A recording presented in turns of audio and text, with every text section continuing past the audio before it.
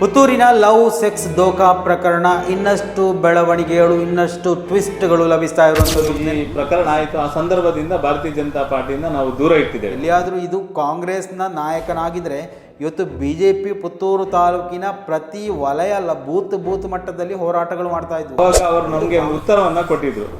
ಕಾನೂನಾತ್ಮಕವಾಗಿ ಮೆಡಿಕಲಲ್ಲಿ ಈ ಒಂದು ಕ್ಲಿಯರ್ ಆಗಿ ಬಂದರೆ ನಾನು ಮದುವೆಗೆ ಮಾಡಿ ಕೊಡ್ತೇನೆ ಅಂತ ನಮಗೆ ಹೇಳಿದ್ದಲ್ಲ, ನಮಗೆ ಹೇಗೂ ಹೇಳಿದ್ದಾರೆ. ನಮಗೆ ಹೇಳೋದಕ್ಕೆ ಮುಂಚೆ ಅವರು ಫಸ್ಟ್ ಹೇಳಿದ್ದು ಅಲ್ಲಿಯ ಪುತ್ತೂರಿನ MLA ಅವರಿಗೆ ಹೇಳಿದ್ದು.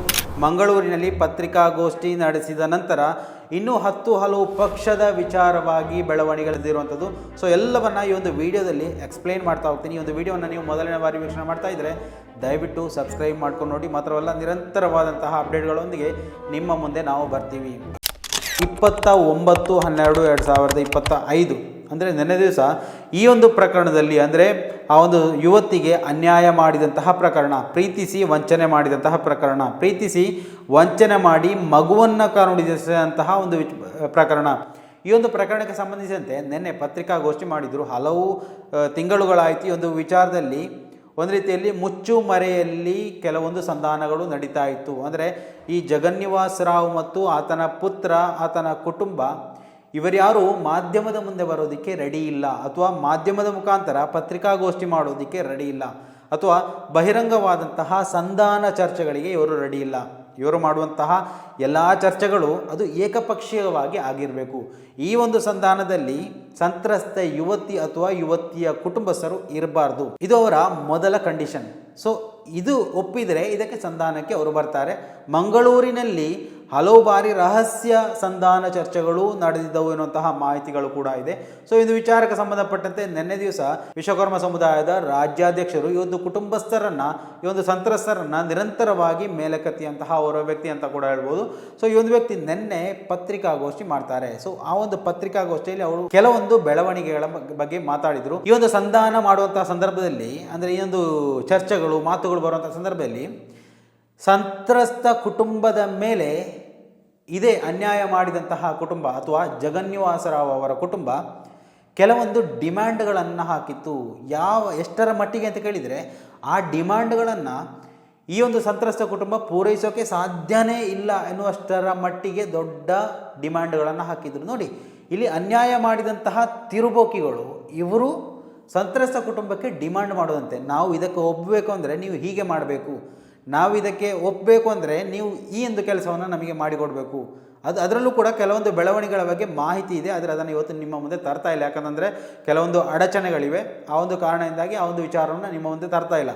ಈ ಒಂದು ವಿಚಾರದಲ್ಲಿ ಕೋರ್ಟ್ನ ಹಿಯರಿಂಗ್ ನಡೀಲಿ, ಆಮೇಲೆ ಇನ್ನಷ್ಟು ಬೆಚ್ಚಿ ಬೀಳಿಸಿದಂತಹ ಕೆಲವೊಂದು ಮಾಹಿತಿಗಳಿದೆ, ಅದನ್ನು ಖಂಡಿತವಾಗಿ ನಿಮ್ಮ ಮುಂದೆ ನಾವು ತರುವವರಿದ್ದೇವೆ. ಸೊ ನಿನ್ನೆ ದಿವಸ ನಡೆದಂತಹ ಬೆಳವಣಿಗೆಯಲ್ಲಿ ಅವರು KP ನಂಜುಂಡಿಯವರು ಎಕ್ಸ್ಪ್ಲೈನ್ ಮಾಡಿದಂತಹ ವಿಚಾರಗಳು ನಿಮಗೆ ಗಮನಕ್ಕೆ ಬಂದಿರ್ಬೋದು. ಸೊ ಆ ಒಂದು ಬೆಳವಣಿಗೆ ನಂತರ ಪುತ್ತೂರಿನಲ್ಲಿ, ಅಂದರೆ ಪುತ್ತೂರಿನ ತಾಲೂಕು ಅಧ್ಯಕ್ಷ ಏನೋ ಇರುತ್ತೆ ಸತೀಶ್ ಕುಂಪಲ ಅವರು ಪತ್ರಿಕಾಗೋಷ್ಠಿಯನ್ನು ಮಾಡಿ ಕೆಲವೊಂದು ವಿಚಾರಗಳನ್ನು ಹೇಳ್ತಾರೆ. ಆ ಒಂದು ವಿಚಾರದಲ್ಲಿ ಒಂದೊಂದು ಸ್ಪಷ್ಟವಾಗಿರುವಂಥದ್ದು, ಅಂದರೆ ವಲಯ BJPಯಲ್ಲಿ ಅಧ್ಯಕ್ಷರಾಗಿದ್ದಂತಹ ಜಗನ್ನಿವಾಸರಾವ್ ಅವರನ್ನು ಪಕ್ಷದಿಂದ ಉಚ್ಚಾಟನೆ ಮಾಡಲಾಗಿದೆ ಎನ್ನುವಂತಹ ಮೊದಲ ಬ್ರೇಕಿಂಗ್ ನ್ಯೂಸ್ ಬಿಡ್ತಾರೆ. ನಂತರ ಅವರು ಹೇಳ್ತಾರೆ, ನಾವು ಇದರಲ್ಲಿ ಇನ್ವಾಲ್ವ್ ಆಗಿ ಅವರ ಜೊತೆ ಮಾತುಕತೆ ನಡೆಸಿ ಅವರು ಎಲ್ಲದಕ್ಕೂ ಒಪ್ಪಿದ ಮೇಲೆ ನಾವು ಈ ಒಂದು ಸಂಧಾನವನ್ನು ಮಾಡಿದ್ದೆವು. ಶಾಸಕ ಅಶೋಕ್ ರೈ ಅವರ ಜೊತೆಗೂ ಅವರು ಇದೇ ಮಾತನ್ನು ಹೇಳ್ಕೊಂಡಿದ್ರು. ಅಂದರೆ ಮಗ ಮದುವೆ ಆಗ್ತಾನೆ, DNA ಪರೀಕ್ಷೆ ಆಗಲಿ, ಕಾನೂನಾತ್ಮಕವಾಗಿ ನಾವು ಮುಂದೆ ಸಾಗೋಣ ಅಂತ ಹೇಳಿ ನಮ್ಮನ್ನು ನಂಬಿಸಿದರು. ಆದರೆ ಆಮೇಲೆ ನಮ್ಮ ಮಾತಿಗೆ ಅವರು ದ್ರೋಹ ಮಾಡಿದರು, ನಂಬಿಕೆ ದ್ರೋಹ ಮಾಡಿದರು. ಸೊ ಆದ ಕಾರಣದಿಂದಾಗಿ ಪಕ್ಷದ ಎಲ್ಲ ಚಟುವಟಿಕೆಗಳಿಂದ ಅವರನ್ನು ಹೊರಗಿಡಲಾಗಿದೆ. ಮೊದಲೇ ದೇವಸ್ಥಾನ ಕಮಿಟಿಯಿಂದ ಅವರನ್ನು ಹೊರಗಿಡಲಾಗಿತ್ತು. ಇದಕ್ಕೂ ಕೂಡ ನೋಡಿ, ಈ ಒಂದು ರೀತಿಯಲ್ಲಿ ರಾಜಕೀಯ ಬೆಳವಣಿಗೆ ಈ ಒಂದು ಪ್ರಕರಣದಲ್ಲಿ ಆಗಲಿಲ್ಲ ಅಂತ ಮಾತ್ರ. ಬೇರೆ ಪುತ್ತೂರಿನಲ್ಲಿ ಆಗುವಂತಹ ಎಲ್ಲ ಆಗುಹೋಗುಗಳಲ್ಲೂ ರಾಜಕೀಯ ಒಂದು ರೀತಿಯಲ್ಲಿ ದೊಂಬರಾಟಗಳೇ ನಡೆಯುವಂತಹ ಸನ್ನಿವೇಶಗಳನ್ನು ನಾವು ನೋಡಿದ್ದೆವು. ಎಲ್ಲಿಯಾದರೂ ಇದು ಕಾಂಗ್ರೆಸ್ನ ನಾಯಕನಾಗಿದ್ದರೆ ಇವತ್ತು BJP ಪುತ್ತೂರು ತಾಲೂಕಿನ ಪ್ರತಿ ವಲಯ ಬೂತ್ ಮಟ್ಟದಲ್ಲಿ ಹೋರಾಟಗಳು ಮಾಡ್ತಾ ಇದ್ವು. ಇದು ಕಾಂಗ್ರೆಸ್ಗೆ ಗೊತ್ತಿಲ್ಲ. ಕಾಂಗ್ರೆಸ್ ಪಕ್ಷ ಯಾವ ರೀತಿಯಲ್ಲಿ BJP ನಾಯಕರನ್ನು ಒಂದು ರೀತಿಯಲ್ಲಿ ಸೇಫ್ ಮಾಡೋಕ್ಕೆ ನೋಡುತ್ತೆ ಅಂದರೆ, ಇಂತಹ ವಿಚಾರಗಳು ಬಂದಾಗ ಅದನ್ನು ಅವರಿಗೆ ಬಿಸಿ ಮುಟ್ಟಿಸುವ ಪ್ರಯತ್ನವನ್ನು ಮಾಡಿದರೆ ಯಾವತ್ತೇ ಒಂದು ಪ್ರಕರಣ ಇಶ್ಯೂ ಇತ್ಯರ್ಥ ಆಗ್ತಾ ಇತ್ತು. ಆದರೆ ಇದು ಹೊಂದಾಣಿಕೆ ರಾಜಕೀಯ ಮಾಡ್ತಾ ಇರುವಂಥದ್ದು.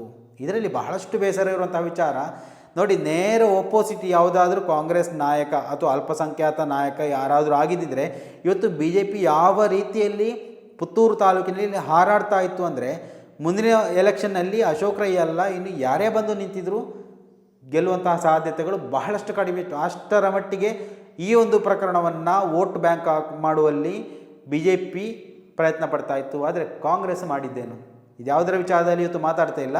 ಸೊ ನಿನ್ನೆ ದಿವಸ ಸತೀಶ್ ಕುಂಪಲ್ ಅವರು ಮಾಡಿದಂತಹ ಪತ್ರಿಕಾಗೋಷ್ಠಿಯನ್ನು ಗಮನಿಸಬರೋಣ.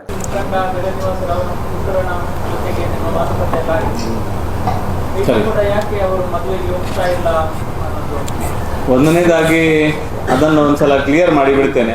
ಒಂದನೇದಾಗಿ ಆ ಪ್ರಕರಣದಿಂದ ನಾವು ಯಾರು ಜಗನ್ನಿವಾಸ್ ರಾವ್ BJPಯ ಕೌನ್ಸಿಲರ್ ಆಗಿ ಮತ್ತು ಮಂಡಲದ ಹಿಂದಿನ ಅಧ್ಯಕ್ಷರಾಗಿ ಕಾರ್ಯ ಚಟುವಟಿಕೆಯನ್ನು ಮಾಡಿದ್ದಾರೆ, ಅವರನ್ನು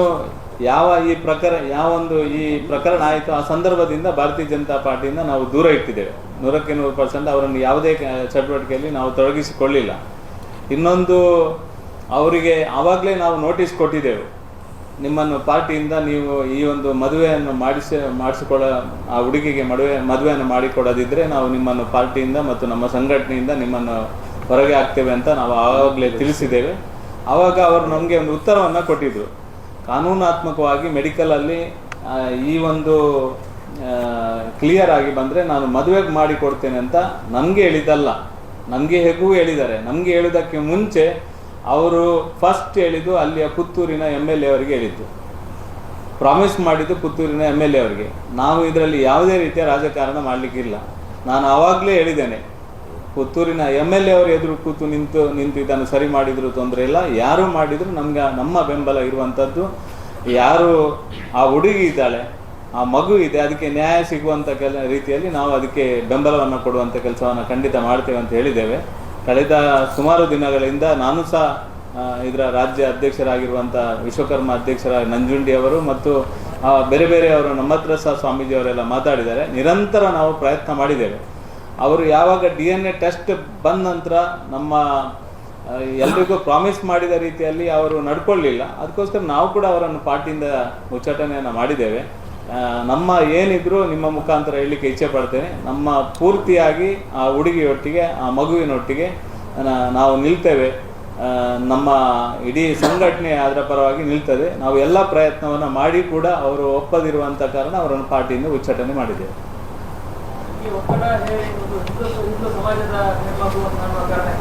ಎಲ್ಲ ಮಾಡಿದ್ದೇವೆ.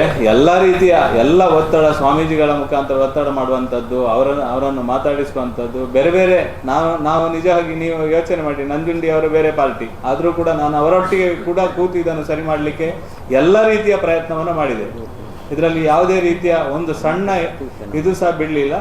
ಎಲ್ಲ ರೀತಿಯ ಪ್ರಯತ್ನವನ್ನು ವೈಯಕ್ತಿಕವಾಗಿ ಮತ್ತು ಸಂಘಟನಾತ್ಮಕವಾಗಿ ಮಾಡಬೇಕು ಅಂತ ನನಗೆ ಕೂಡ ಅಷ್ಟೇ ಉದ್ದೇಶ ಇತ್ತು. ನಾನು ಅದನ್ನು ನಿರಂತರವಾಗಿ ಮಾಡಿದ್ದೇವೆ.